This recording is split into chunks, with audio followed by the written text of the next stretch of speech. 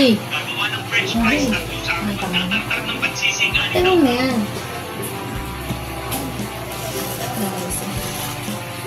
Oh, pambili ng bagong damit mo. Wow! Pambili ng accessories ng motor mo. Ang karin mo.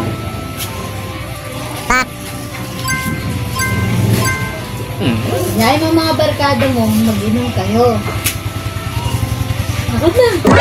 NANI?! Ako lang, pampo na nga katindahan to.